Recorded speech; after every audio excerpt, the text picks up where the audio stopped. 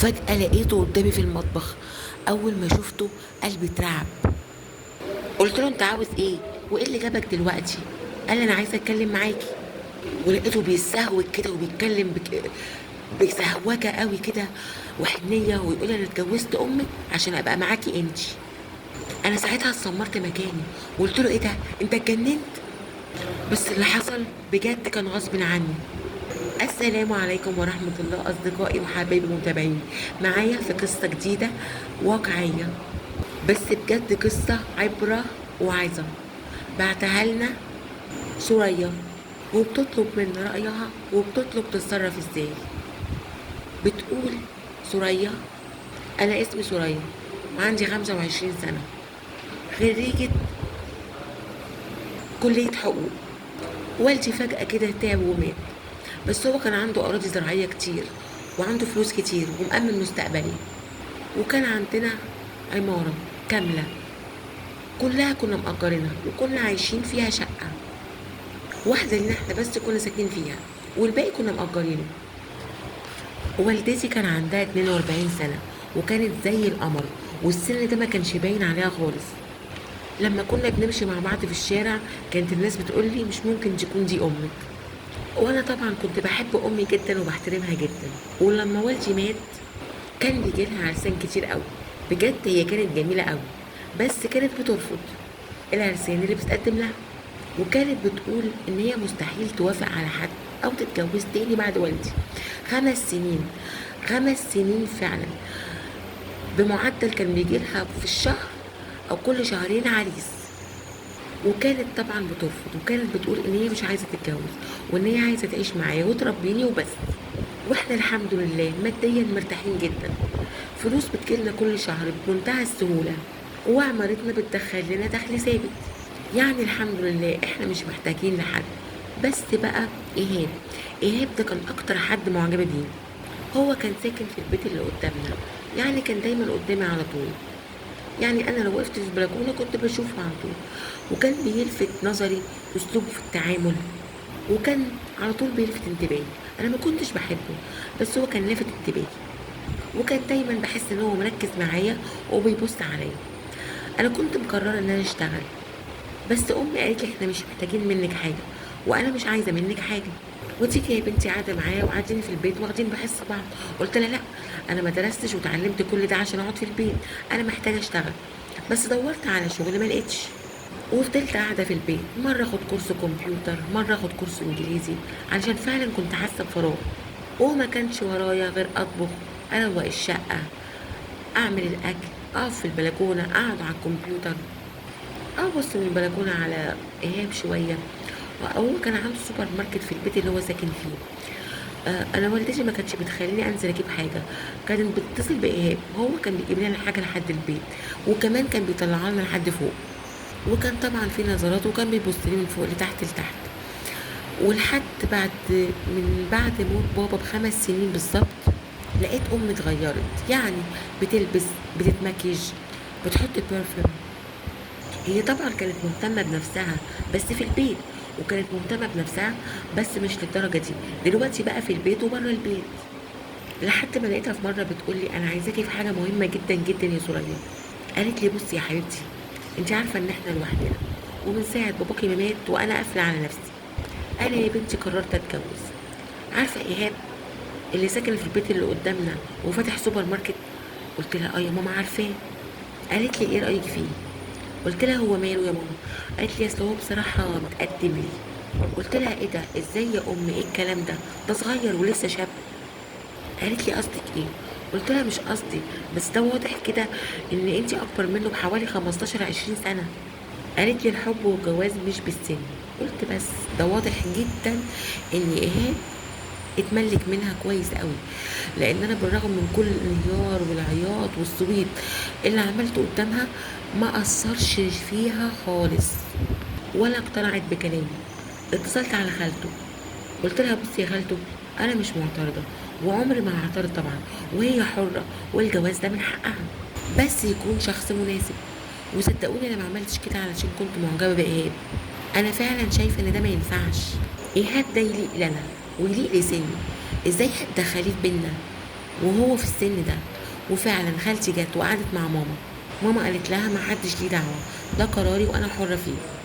انا طبعا ما قدرتش اعمل حاجه غير اني اوافق واسكت والموضوع يعتبر منتهي. وامي دخلت طبعا ايهاب البيت، وطبعا جه وقعد معانا يوم كامل علشان يشوف البيت اللي هيقعد فيه.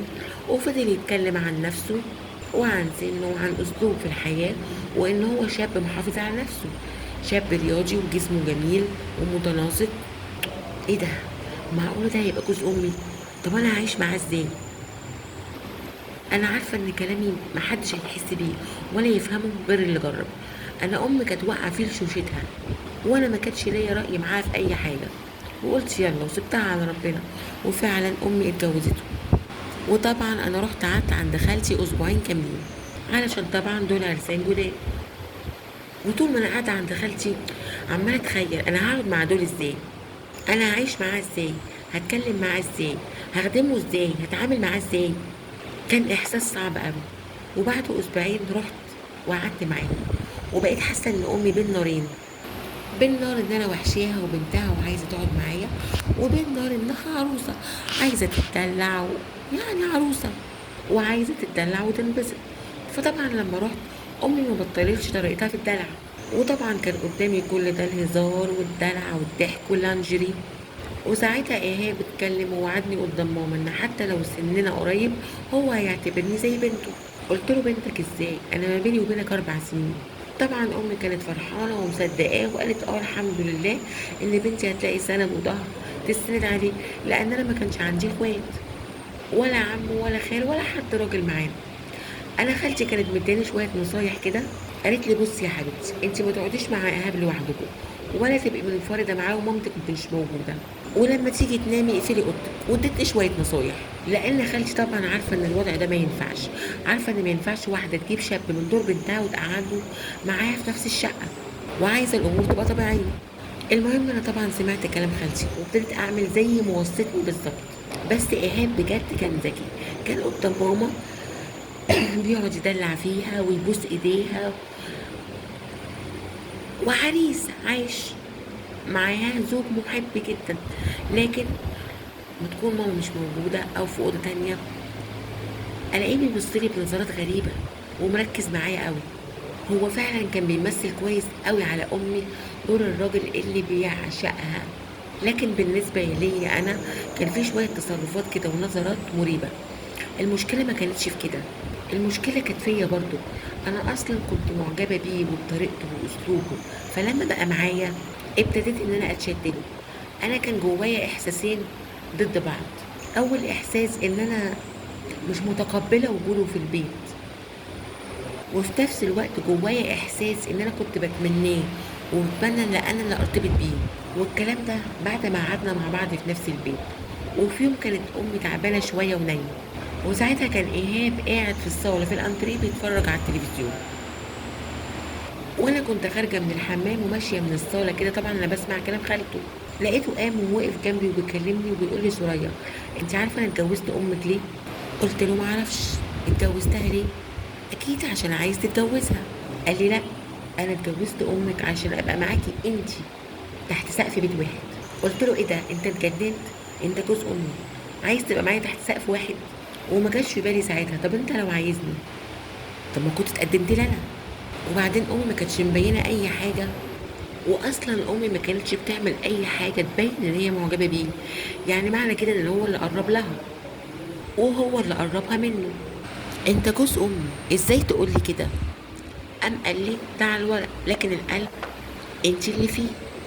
الكلمه دي نزلت عليا زي الصعقه وهزتني من جوه قوي وحركت مشاعري، وبقيت قدامه زي اللي مسلوبة الإرادة. أنا قلبي صدقه لكن عقلي لا. دخلت اليوم ده أوضتي وأنا دماغي عمالة تلف. لا وكمان كنت بتمنى من جوايا إن كلامه ده يبقى حقيقي، وصدقت كلامه. والمصيبة الأكبر بقى اللي بعد كده إن أنا بقى يجيلي إحساس بغيرة عليه، بغير لما يخش مع أمي أوضة النوم، وأنا عارفة دلوقتي كويس جدا هما بيعملوا إيه مع بعض وهي عايشة معاه كزوجة. وطبعا انا امي كانت مع خالتي لازم يا هي اللي تروح لها يا خالتي تجيلها، وكانت يوميا حرفيا عندها. وكان وكان ايهاب بينزل الشغل بتاعه كل يوم، طبعا انتوا عارفين شغله في السوبر ماركت اللي قدامنا، وكان بيروح شغله وانا كنت ببص في البلكونه، وهو كانت عينيه ما بتنزلش من على البلكونه وانا واقفه فيها، وانا برضو كان عيني عليه ومصدقاه ومصدقه كلامه. ده انا كمان حبيته. واللي اكتر من كده لما كانت امي ما بتخرجش كنت ببقى عايزه اقول لها قومي اخرجي. لحد ما جه في يوم كانت امي عند خالتي، وفجاه لقيتها بتتصل بيا وبتقول لي خالتك فجاه تعبت وراحت المستشفى وانا مش هقدر اجي. قلت لها يعني ايه يا امي؟ ده احنا اصلا بالليل. حاولي تعملي الاكل وتتعشوا انت وايهاب سوا، ولو عايزه تخشي تنامي نامي، انا ما اقدرش اسيب اختي. انا مش عارفه ايه الكلام اللي بتقوله امي ده، هي ناسيه ان ايهاب ده يبقى جوزها وان هو مناسب ليا في السن. وفي اليوم ده فعلا ايهاب جه ولقاني لوحدي.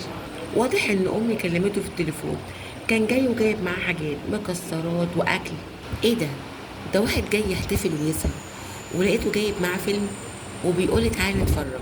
وفعلا شغل الفيلم على الشاشة وقعدنا نتفرج سوا، واتفرجنا مع بعض على الفيلم، وحسيت ساعتها بمشاعر جميلة قوي ناحيته، ونسيت خالص امي، ونسيت وجوده في البيت هنا معناه ايه.